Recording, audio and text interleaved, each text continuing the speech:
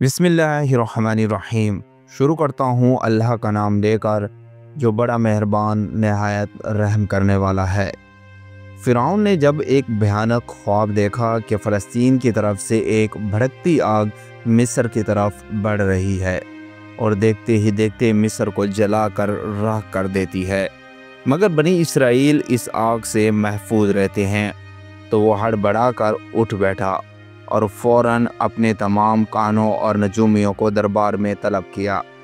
ताबीर पूछी गई तो सब ने यही कहा कि बनी इसराइल में एक बच्चा पैदा होगा जो तेरी सल्तनत को ख़त्म कर देगा, तेरा दीन बदल देगा और तुझे तुम्हारे ही मुल्क से निकाल बाहर करेगा। ये सुनकर फ़िरौन गज़बनाक हो गया और उसने हुक्म दिया कि बनी इसराइल के तमाम नामौलूद लड़कों को कत्ल कर दिया जाए और हामला ख़वातीन की सख्त निगरानी की जाए ताकि कोई हमल मुकम्मल ना हो सके। चुनांचे दाइयों की निगरानी में हज़ारों बच्चे कत्ल कर दिए गए और रवायत है कि 70,000 बच्चे फ़िरौन के हुक्म पर कत्ल किए गए। इसी जुल्म के दौरान अल्लाह ने हज़रत मूसा अलैहिस्सलाम को पैदा फरमाना था। हज़रत हारून अलैहिस्सलाम उस साल पैदा हुए जिस साल कत्ल रोक दिया गया था, जबकि हज़रत मूसा अलैहिस्सलाम ऐसे साल पैदा हुए जब कत्ल आम अपने अरूज पर था।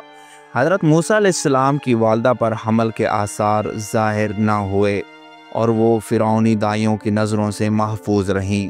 जब हज़रत मूसा अलैहिस्सलाम की विलादत का वक्त आया तो उन्होंने निहायत खामोशी से एक बेटे को जन्म दिया। फ़िरौन के खौफ से उनका दिल कांप रहा था, मगर अल्लाह ने इनका दिल मजबूत कर दिया। फिर अल्लाह ने हज़रत मूसा अलैहिस्सलाम की वालदा को अरहाम फरमाया कि इसे दूध पिला और जब तुझे डर हो तो उसे दरिया में डाल दे और ना घबरा ना गम कर, हम इसे तेरी तरफ लौटाएंगे और उसे रसूल बनाएंगे। एक निजार से संदूक बनवाया गया और उसमें हज़रत मूसा अलैहिस्सलाम को रखकर दरिया में छोड़ दिया गया। अल्लाह की कुदरत से वो संदूक बहता हुआ फ़िरौन के महल तक जा पहुंचा, जहां फ़िरौन की बीवी हज़रत आसिया और उसकी खादमाएँ पानी में खेल रही थी।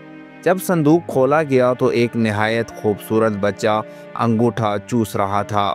आसिया रज़ियल्लाहु ताला अन्हा ने इस बच्चे को गोद में लेकर दिल में ममता महसूस की और चाहा कि इसे अपना बेटा बना ले। फ़िरौन ने मुखालफत की और कहा कि ये बनी इसराइल का बच्चा है, मगर आसिया ने कहा शायद ये हमारी आंखों की ठंडक बने और हम इसे बेटा बना लें। हज़रत इब्न अब्बास रज़ियल्लाहु ताला अन्हु फरमाते हैं कि अगर फ़िरौन कह देता कि ये मेरी भी आंखों की ठंडक है तो अल्लाह उसे हिदायत दे देता, मगर उसने इनकार किया। हज़रत मूसा अलैहिस्सलाम को दूध पिलाने के लिए कई दाइयाँ बुलाई गई, मगर बच्चे ने किसी का दूध ना पिया क्योंकि अल्लाह ने इन पर पहले ही दूध हराम कर दिया था। इतने में हज़रत मूसा अलैहिस्सलाम की बहन वहाँ पहुँची और कहा कि मैं तुम्हें एक ऐसा घराना बताती हूँ जो उस बच्चे की बेहतरीन परवरिश करेगा। यूँ हज़रत मूसा अलैहिस्सलाम की वालदा को महल में बुलाया गया और यूँ ही उन्होंने बच्चे को दूध पिलाया, बच्चा खामोश हो गया। इस तरह अल्लाह ने वादे के मुताबिक हज़रत मूसा अलैहिस्सलाम को उनकी माँ के पास लौटा दिया। हज़रत मूसा अलैहिस्सलाम अब महल में परवरिश पाने लगे। एक दिन हज़रत आसिया रज़ियल्लाहु ताला अन्हा ने हज़रत मूसा अलैहिस्सलाम को फ़िरौन के पास ले जाकर उसकी गोद में दिया।